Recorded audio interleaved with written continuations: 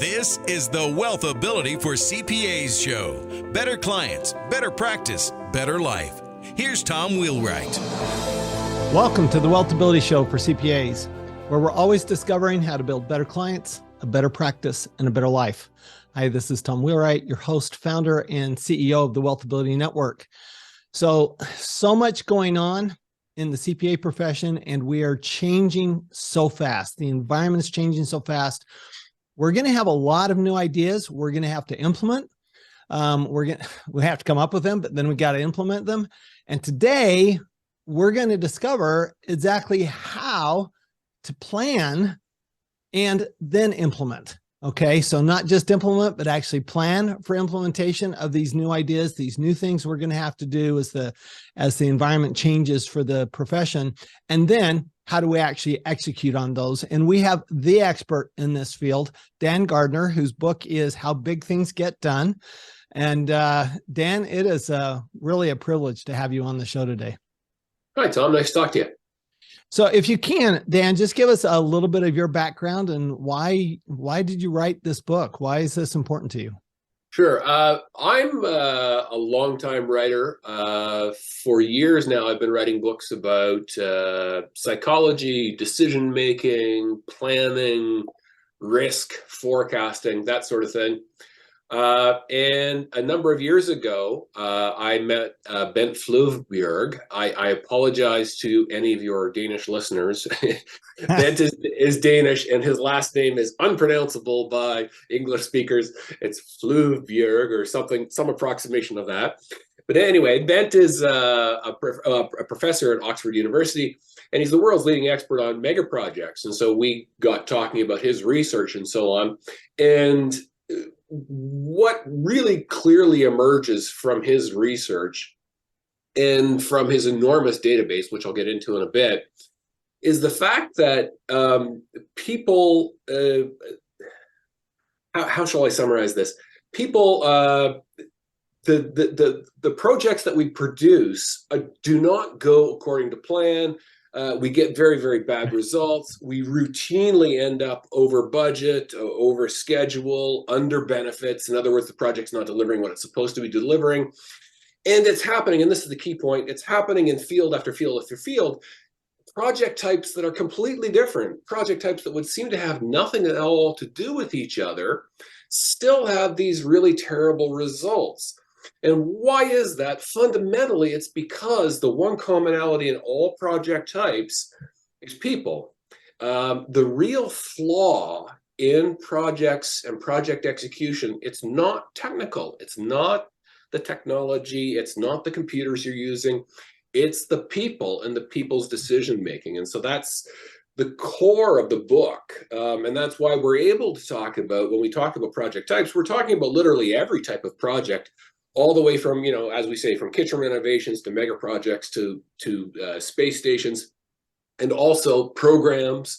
If you want to set up a program that's supposed to achieve certain ends, it's all really of a piece, because the core of it is human decision making, and human decision making falls down in certain predictable ways. All right, so let's talk about that. So as I understand, the fundamental premise here is that we need to plan slowly and then act quickly. Okay. Yeah. So one of the challenges, of course, CPAs have is that we tend to plan to the ends of the earth.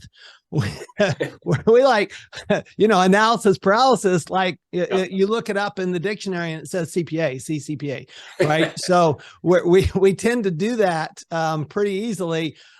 How do you combine those two? So when you talk about plan slowly, you don't mean plan forever. What do you mean by that? Right. So this is a really essential point. Now, and it's very important for your audience in particular. Most people aren't like you. Normal human decision making is actually pretty rapid fire. We very rapidly grasp the situation. We rapidly grasp the solution to the situation. We run it through a mental simulation. We say it works. We go and implement it. That's normal human decision making. So analysis paralysis, no, maybe we need more data. Maybe we need to examine it again. What about this? What about that? That's actually fairly unusual. But So what's the response to that? The response to that is this: we need to distinguish between constructive, slow planning and time-consuming, slow planning, right? Human beings are actually quite capable, particularly in large bureaucratic organizations, are quite capable of creating planning processes that can go on forever and produce nothing of any value whatsoever. We can have meetings to the ends of the earth and talk and talk and talk and accomplish nothing. What we emphasize in the book is that real planning, planning that delivers real results, is not a bureaucratic exercise. It's not about creating flow charts. It's not about, schedules. It's not about endless meetings. Real planning is an active learning process. And what I mean by that is this: human beings are really good at experiential learning, right? You're as a child, if you touch that hot stove, you quickly learn, don't touch hot stoves, right? We learn this way really well. What we're not good at is looking ahead at some situation we've never encountered before and coming up with a solution that we've never implemented before, working out all the details in advance, and then implementing it. We're actually pretty bad at that. So what you want to do is you want to create in planning, and this is the key point, you want to create a situation in planning where you are engaged in experiential learning. In other words, I have an idea. Do I think this idea will work? Let's try it out. Let's see if it works. Let's see what happens. And when it doesn't work, you throw it out. When it does work, you pick it up and you use it again. Okay, so let's take a real life example that's going on in every company right now, which is this return to work, right? Yep. How do you return to work? Do you stay completely you stay away from the office completely, stay completely remote, or do you come into the office full time, or is there something in between? And every company is dealing with this, every CPA firm is dealing with this. So when you look at that and you're going, so when you're sitting down doing that planning process for how are we going to do this, and you say we need to experience this, give us some ideas on how that would work in this situation. Well, so, in an ideal situation, what you do is you create a simulation, right? Let's just talk about ideals, then we'll talk about your specifics. In an ideal, what you want is the richest, most detailed simulation possible of reality so that you can then implement your possible solution and see what happens and then learn from what happens. This is how Frank Gehry produces his architecture on budget and on time. And Frank Gehry's architecture is wild, crazy stuff that nobody's ever done before, which is exactly the type of project which is most likely to fail. But he delivers it on budget and on time because he has these amazing simulations and he constantly simulates and iterates. We talk about Pixar movies. Everybody knows Pixar movies. What they don't know is that there is this amazing, long, elaborate planning process in which they are simulating and iterating constantly. Now, in a situation like this, are you going to be able to really accurately simulate your workforce and their environment? No, you're not. Of course, you're not. But then the question is, can you do something that's similar to that? Can you create a situation in which you can fail safely? Right? So if I have, for example, if I have a new product, if I have a software product, for instance, can I release this to a small group of users so that they can use it in the real world and then I can get that information back? If I can do that safely, I'm not going to jeopardize my company's reputation. I'm not going to jeopardize the health and safety of the people using the product. If I can do that, then I can get that experiential learning and I can fold that into my planning. For the situation you're describing, that this sounds like exactly the kind of situation where I would want to create, depending upon the size of the organization, start with this: I don't know the answer, right? You may think you know the answer. Exactly. You may have good reasons for your answer, but you don't really know until you actually implement, right? The real world is the real test.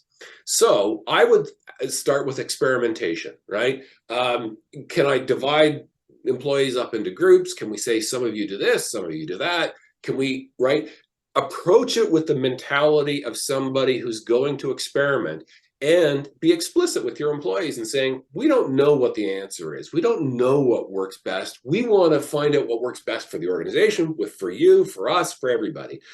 And here's how we're going to find it with experiential learning. But again, that only starts from that initial position of acknowledging that you don't really know the answer, which, by the Right. way, is also not natural human decision making. Natural human decision making is, yeah, you always know the Right. answer. We all start with our own biases. Exactly. Exactly. Yeah, for sure. Okay, so how do you know when you're ready? That okay, it's time to implement. You've gone through this reiterative process of you've experimented, or you might just, I mean, to me, I'm thinking of this whole situation going, well, why don't we say, well, what could happen here? Let's put people in small groups and let's actually, okay, you're here in the office. Here's, what are you experiencing? Here's what's going on. But you get through that. All right. How do you know at what point that you actually are going to implement and actually take action on that? Yeah.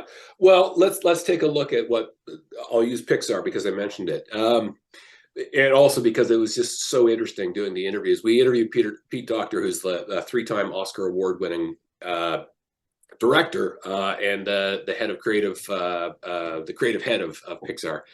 And he told us about this process, which I'd never heard of before. He said basically what they do is this. And by the way, I want to emphasize the reason why you do this. Why do you put all this upfront work in planning? Why do you spend so much time and effort in planning as opposed to delivery? Why don't you just like get going quickly and put it into delivery? And the answer is it's dollars and cents.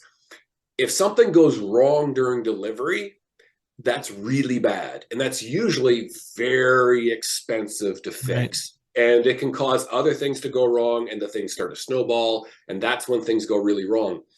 If you're doing it in planning, it's a lot less expensive. It's a lot easier to fix. And so Pixar, what they did is they said, we want our directors to be creative. We want them to come up with different outlandish ideas. But you know what? Lots of your different outlandish ideas aren't going to work. So how do you separate the ones that will work, are brilliantly creative, from the ones that don't? What they do is the director starts with an idea, says, I have this idea. Here's this short treatment. Shows the treatment around to lots of folks, then writes a script on the basis of the feedback, right? And then you go and you show the script to a bunch of other folks and you rewrite the script. You do this a bunch of times. Now, what I've described is that's what everybody does, right? And then you have a script and then off you go into production at this point. But this is the point at which Pixar diverges from what everybody else does. What they do is they then have artists draw a storyboard that is basically one image for the equivalent of every 2 seconds of screen time kind of thing. So you've got like a couple of thousand of these storyboards eventually, 1, 2, 3, 4. And of course, what can you do? You take a picture of one storyboard, take a picture of another storyboard, and then you put the pictures together. And what you've now got is this sort of very crude video. Right. And they put in crude sound and voiceovers and so on. And now you have this very crude mock-up video of the movie that is to be. Then they show it to folks at Pixar. They get people together in the theater and they get people's feedback. And the director listens to the feedback. It's entirely up to the director what he or she will use or not use. And then they do the entire process again. And they do it again. And they do it again, and they do it again. Now, this takes years, of course. This is a very laborious undertaking, right? But what happens is you show that first cut to the audience. What happens? You get major feedback, like that whole section doesn't work. This character is confusing, etc. Right? So you get radical changes in that first section. And then in the next iteration, maybe slightly less radical changes. And then in the next iteration, less radical changes. And so what's happening is as you go along and you're refining, if this process is working and you are zeroing in on what works, you will get to finer and finer gradations of change. And so by the end, you're talking about they're literally changing a word here, a phrase there, an image here, an image there, very small stuff. That's the point at which they can be confident. And they say, you know what? We have worked over almost every conceivable detail and it all seems to be working. And that's the point at which they say, okay, now we can greenlight this and put it into production, which is where things, of course, get expensive and difficult.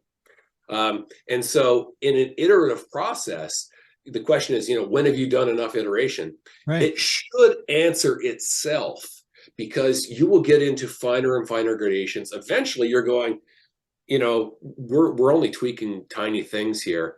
This is a very solid, reliable plan. And when you have a very solid, reliable plan, then it's time to go into production. Okay. So then when you say execute quickly. So what do you mean by that? I mean, how fast are you talking about? What do you mean by just like doing it? Right. So, I mean, let's go back to the original sin of project management, which is basically that people want to skip fast past planning because planning's not doing. They have this attitude that planning's not doing, right? And so we want to get to doing. And so you get shovels in the ground, you get to work right away. And there's this attitude that somehow, you beat the drum faster. If you think about the old Roman galleys, they had the drum to get all the rowers rowing together. Well, if you just beat the drum faster and say faster, faster, you will get faster results. Not really a wise approach. That's a good way. That's a good way to break down the crew. No, first of all, you want to put all that effort up front to get yourself a smooth, a really reliable plan. And that's the single most important contribution you can make to having a fast delivery. At that point, that reliable plan should give you some sense of what is realistic about the pace and tempo that you can maintain. And if your plan is solid, you should be following that pace and tempo. And you should not be trying to accelerate past it, right? It's not a question of beating people and demanding more. It's, no, we've worked it out. We know what is feasible. We know what we can do. Now let us do it. So fast becomes a consequence of the good planning process. It's not because you're just pushing people harder. Interesting. So one of the things you talk about in your book is that we tend to focus on the solution instead of the situation. And I mean, this is what entrepreneurs do, right? Entrepreneurs solve problems. So we're always looking at the solution. So, I'm struggling with that. So because and as a CPA, all we do is solve problems, right? That's what we do all day, is solve problems. Right. So what do you mean by looking at the situation instead of focusing on the problem? This, again, to go back to, this is, again, another illustration of why it's so important to understand basic human psychology. It's the most natural thing in the world for a human being to look at a situation, any situation.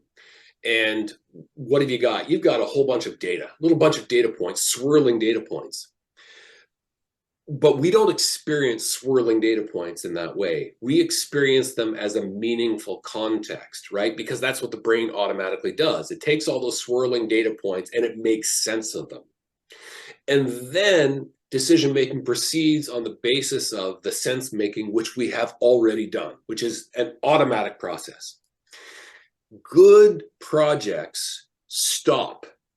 They do not allow that automatic sense-making to take over and then for the project to proceed on the basis of that.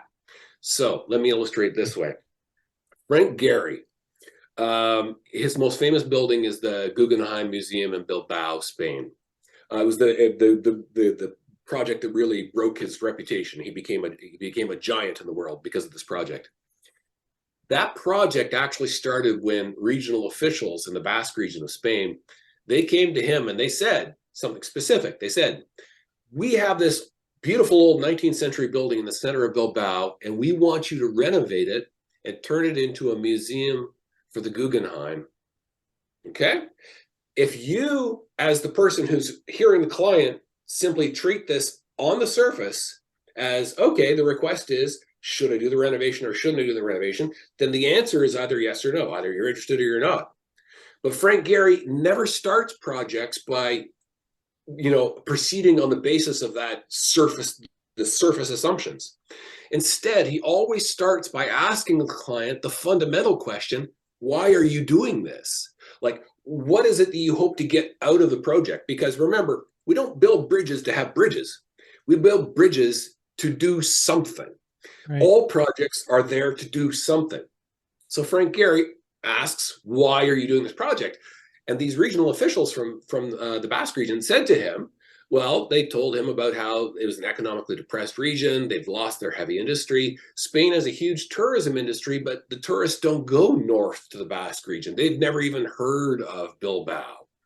And so what we want an art museum that's famous around the world that will draw tourists up to the north of Spain.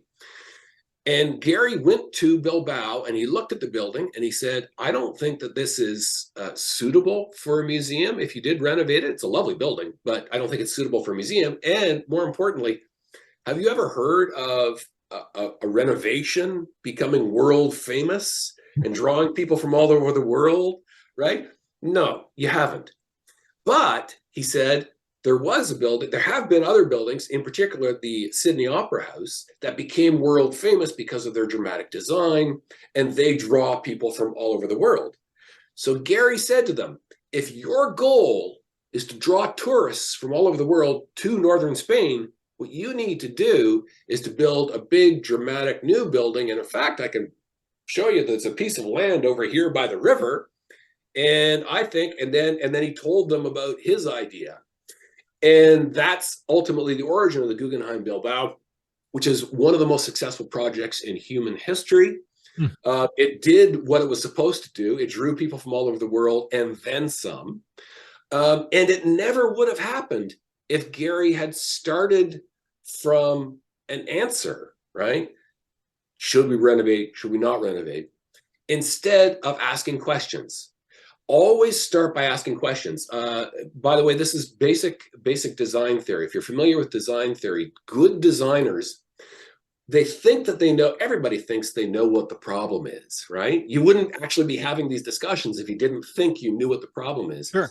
But if you go and explore with an open mind and you ask questions and say, what's your situation? What's happening here?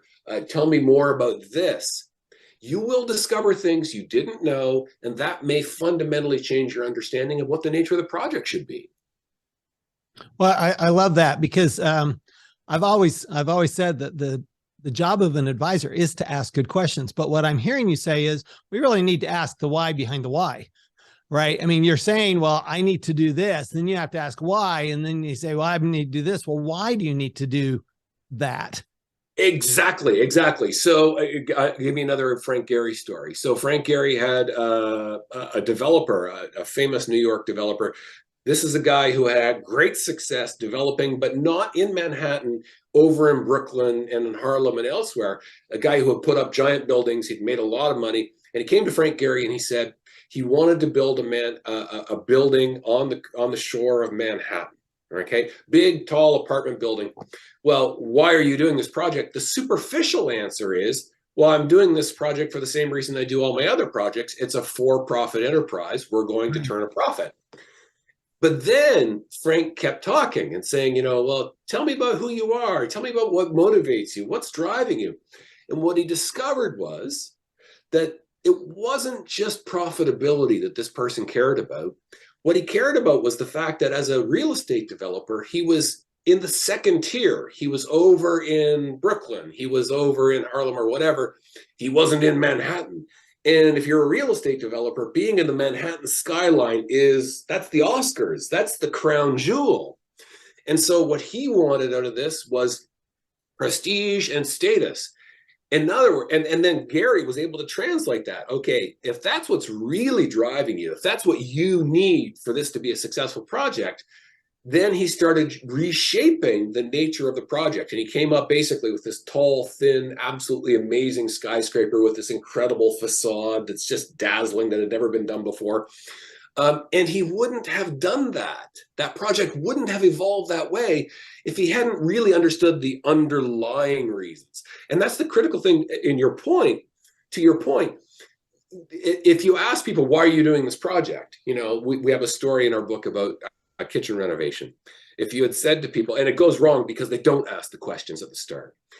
If you said to these people, why do you want to do a kitchen renovation? They'll shrug and say, to have a nice kitchen, Why would you ask that question? No, don't accept the quick and superficial response. Really explore. Try and understand people and their motivations. That's where the really fruitful ideas come from. Yeah, I think that's powerful. It's like I was doing a podcast a while back, and I asked somebody why they'd been in business. They said, well, you're in business to make money. I said, I think that's the consequence of being in business. That's not the reason for being in business. And so my question then was, why are you in this business? Okay, Right. so you could be in any business. When I was a kid, there was a pet rock business. Okay, so that's how you can say, well, you can make money at anything, right? So money's the consequence, but it's not the reason. So I love that you're addressing, what's the why behind the why. So kind of to wrap up, if you could give us 2 or 3 practical things we can do that maybe even on a daily basis that would help us plan better and execute better. Sure. Well, I mean, the first thing is that asking why. In fact, I would go to back, you might remember Toyota's famous 5 whys. It's, if you think about children, they ask 5 whys, why are you doing that? And when you get a response, you ask why, then you ask why, then you ask why. That really gets to the fundamentals. Making questioning a daily habit is a very powerful thing. Number 2, simulate and iterate. The idea that, we don't know. Until we actually do something in the real world, we don't know. So what do we do? What do we try and do to advance our knowledge and make ourselves more successful in that final effort in the real world? Simulate and iterate. Constantly think in terms of simulation and iteration, experimentation. Again, it comes from a healthy questioning and an acknowledgement of what we don't know. And number 3, and what we haven't talked about, by the way, is when it comes to the execution, teams have to have aligned incentives, which very often does not happen on big projects. They have incentives that are across purposes, and that's a disaster.